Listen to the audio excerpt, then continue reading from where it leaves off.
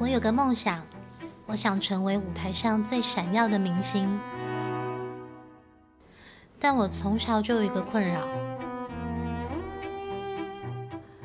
小时候我有个绰号叫花猫，不是因为我喜欢猫，而是因为我身上布满了白斑。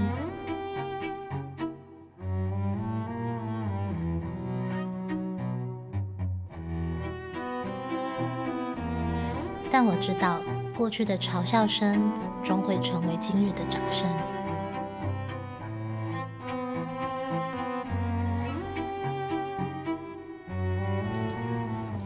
白斑症不是传染病，也可以透过治疗改善。若及早就医，透过药膏和药物的控制，依然能找回自信，走回阳光下，让每块白斑曾经的痕迹都是生命勇敢的印记。